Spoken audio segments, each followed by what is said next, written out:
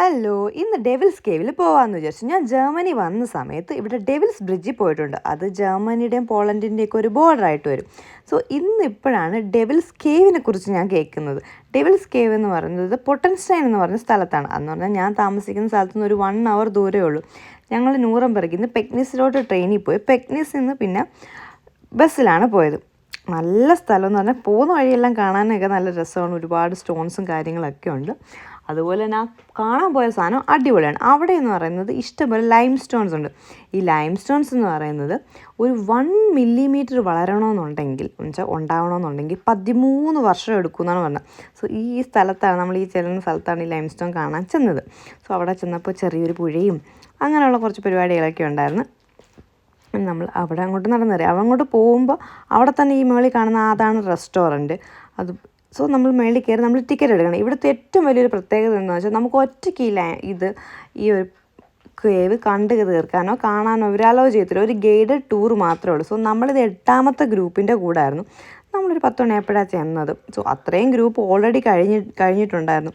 So നമ്മുടെ group തുടങ്ങാൻ വേണ്ടി നമ്മൾ വെയിറ്റ് ചെയ്യുകയാണ്. എല്ലാ 30 മിനിറ്റിനും ഉണ്ടായിരുന്നു. ഞങ്ങൾ ചെന്ന അന്നത്തെ ദിവസം. സോ ഇത്രയും പേര് നമ്മുടെ ആ ഗ്രൂപ്പിൻ്റെ കൂടെ ഉള്ളതാണ്. സോ നമ്മൾ ഓരോ സ്ഥലത്ത് ചെല്ലുമ്പോഴും ആ കേവ് എന്താണ്, അല്ലെങ്കിൽ അവിടെ എത്ര വർഷം മുമ്പുണ്ടായ ലൈം സ്റ്റോൺ ആണ് എന്നെല്ലാം ഇങ്ങനെ പറഞ്ഞു തരുവാണ്. സോ ഇതിങ്ങനെ ഒരു ഗൈഡഡ് ടൂറായിട്ട് പോകുന്നതാണ്. സോ ഈ കേവ് കണ്ടുപിടിക്കുന്നത് 1922 ഒരു പ്രൊഫസർ ഡോക്ടർ ഹാൻസ് ബ്രാൻഡ് എന്ന് പറയുന്ന ഒരു വ്യക്തിയാണ് ഈ കേവ് കണ്ടുപിടിക്കുന്നത്.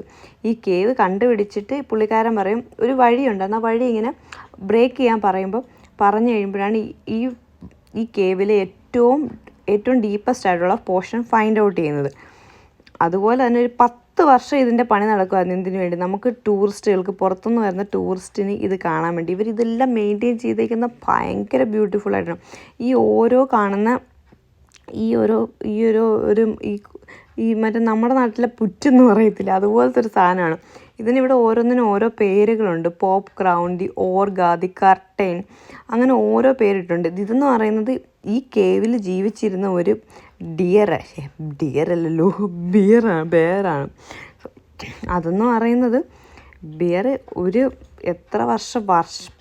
ഒരുപാട് വർഷങ്ങൾക്ക് മുമ്പ് ജീവിച്ചിരുന്ന ബിയറാണ്. അതെന്ന് പറഞ്ഞാൽ 12 ഫീറ്റ് ഹൈറ്റും അതുപോലെ 900 pounds ഉണ്ടെന്നാണ് പറഞ്ഞത്. ആ ബിയറിൻ്റെ കംപ്ലീറ്റ് സ്കെൽട്ടൺ ഉണ്ട്.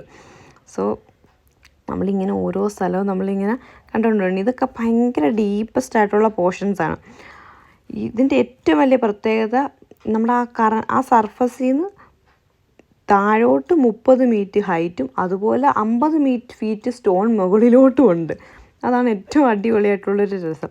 ഇതിൻ്റെ അടി കൂടെ പോകുമ്പോഴൊക്കെ നമ്മൾ നോക്കി ഇതെങ്ങാനും ഇടിഞ്ഞു വീണ് കഴിഞ്ഞാൽ നമ്മൾ ഇതിൻ്റെ അകത്ത് പെട്ടുപോലോ, നമ്മളെ ആരെങ്കിലും വന്ന് രക്ഷിക്കുമോ എന്നൊക്കെയാണ് നമ്മൾ ഈ പറഞ്ഞുകൊണ്ടിരിക്കുന്നത്. ഇതിൻ്റെ ഇടയ്ക്ക് ചെറിയ ചെറിയ വഴികളുണ്ട് നമുക്ക് തെറ്റിപ്പോകാൻ വേണ്ടി. പക്ഷേ ഗൈഡ് ടൂർ ആയതുകൊണ്ട് ആ പ്രശ്നമൊന്നും ഉദിക്കുന്നില്ല. ഇതെല്ലാം ഈ കാണുന്ന ഈ കൽക്കാണ്, അല്ലെങ്കിൽ ഈ ഒരു ലൈം സ്റ്റോൺ ആണ് 2 ലക്ഷം വർഷം പഴക്കമുള്ള ലൈം സ്റ്റോൺ എന്ന് പറയുന്നത്. 2 ലക്ഷം വർഷമെന്ന് പറഞ്ഞു കഴിഞ്ഞാൽ ഭൂമി ഉണ്ടായത് എപ്പോഴാണ്? 2000 വർഷം മുമ്പാണെന്നല്ലേ നമ്മൾ യേശുക്രിസ്തു വന്ന പോലും 2000 വർഷങ്ങൾക്ക് മുമ്പാണെന്നാണ് പറഞ്ഞത്. അപ്പോൾ ഈ ഭൂമി എപ്പോഴായിരിക്കും ഉണ്ടായത്? എനിവേ, ഇത് ഇത്രയും വർഷം പഴക്കമുള്ള ഒരു ലൈം സ്റ്റോൺ ആണ് എന്നാണ് പറയുന്നത്. അത് അത്രയും ഹൈറ്റും കൂടെ ഉള്ളത് കൊണ്ടാണ്, ആ ഹൈറ്റ് വെച്ചിട്ടാണ് ഇതവർ കാൽക്കുലേറ്റ് ചെയ്യുന്നത്. പിന്നെ ഇതിൻ്റെ അകത്തൊരു വളരെ നാരോ ആയിട്ടുള്ള ഒരു ഫൈനായിട്ടുള്ളൊരു വാട്ടർഫോൾ ഉണ്ട്. അതിന് പറയുന്നതാണ് ബാർബോട്ട്സ് ബെയർ എന്ന്. സോ അത് കണ്ടോയെന്ന് വെച്ച് കഴിഞ്ഞാൽ ഞാൻ സത്യത്തിൽ ഓർക്കുന്നില്ല. ഞാൻ വീഡിയോയ്ക്കകത്തും അത് കാണുന്നില്ല, ഞാൻ വിട്ടുപോയതായിരിക്കും. അപ്പോൾ ഇതിൻ്റെ അകത്ത് ഈ കയറാനും ഇടങ്ങാനും എല്ലാം ഇതൊരു കേവാണ്. പക്ഷേ എന്നിരുന്നാലും നമുക്ക് വേണ്ട പ്രോപ്പറായ രീതിയിൽ സ്റ്റെപ്പെല്ലാം അടിച്ച് കറക്റ്റായിട്ട് വെച്ചേക്കാണ്. സോ നമ്മളിതിൻ്റെ പുറത്തിറങ്ങിയതിന് ശേഷം നമുക്ക് വേണമെങ്കിൽ നേരെ അതിൻ്റെ ഫ്രണ്ടിലോട്ട് ഒരു 1/2 കിലോമീറ്ററോ 350 മീറ്ററോ നടന്നു കഴിഞ്ഞാൽ ചെല്ലാം. അല്ലെങ്കിൽ നമുക്ക് കാട്ടിക്കൂടെ നടന്ന് ഒരു ഗെയിമെല്ലാം കളിക്കുന്ന സ്ഥലമുണ്ട് അങ്ങോട്ട്. അപ്പം നമ്മൾ വിചാരിച്ചു ഓക്കെ, നമുക്ക് എന്തായാലും ടൈമുണ്ട്. ഇത് ഒരു 45 മിനിറ്റ്സിലെ ഗൈഡഡ് ടൂറായിരുന്നു. 45 or 30 മിനിറ്റ്സിലെ ഗൈഡഡ് ടൂർ. സോ നമ്മൾ വിചാരിച്ച് ഇത് നടന്ന് റൈറ്റിലോട്ട് പോയാൽ കാടാണ്, എന്ന് പിന്നെ കാട്ടിലോട്ട് തന്നെ പോകും. പക്ഷെ നമുക്ക് ഉറപ്പൊന്നുമില്ല. നമ്മൾ തിരിച്ച് വരുന്ന വഴിക്ക് ആൾക്കാരോട് ഫോട്ടോ ഒക്കെ കാണിച്ചിട്ട് നമ്മൾ ഉദ്ദേശിക്കുന്ന സ്ഥലം ഇതാണോ ചേട്ടാ, ഇങ്ങോട്ട് പോയാൽ നമ്മൾ ഉദ്ദേശിച്ചത് ഇതുപോലെ ഈ കളിക്കുന്ന സ്ഥലത്തോട്ട് പോകാമോ. അപ്പോൾ അവരെല്ലാം പറഞ്ഞ് പോകാം ഒരു കുഴപ്പമില്ലെന്ന് പറഞ്ഞു. സോ നമ്മളിവിടെ വന്നു കഴിഞ്ഞപ്പം പിന്നെ അത്യാവശ്യം കളിക്കാനും ഫുഡ് കഴിക്കാനും ഒക്കെ സമയവും സ്ഥലവും എല്ലാം ഉണ്ട്.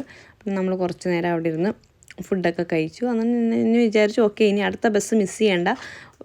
ഞങ്ങൾ വീക്കെൻഡ് പോയതുകൊണ്ട് ഭയങ്കര ബസ് കുറവായിരുന്നു. അങ്ങനെ നമ്മൾ ബസ് സ്റ്റോപ്പിലോട്ട് പതിയെ നടന്നു പോവുകയാണ്. നടന്നു പോകുന്ന വഴിക്ക് മൊത്തം ബുദ്ധിമുട്ടുകളായിരുന്നു. നമ്മളൊന്ന് ബസ് സ്റ്റോപ്പിൽ എത്താനായിട്ട് 2 കിലോമീറ്റർ നടന്ന അവസ്ഥയായിരുന്നു. സോ അവിടെ ചെറിയ ബോട്ടിങ് പരിപാടിയെല്ലാം ഉണ്ട്.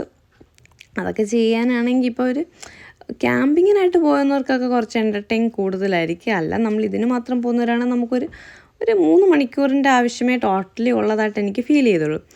സോ അത്രേ ഉള്ളൂ. ഇപ്പോൾ സമയമുണ്ടെങ്കിൽ ഇവിടേക്കൊന്ന് പോയി നോക്കാം. അപ്പം thank you, bye, please subscribe.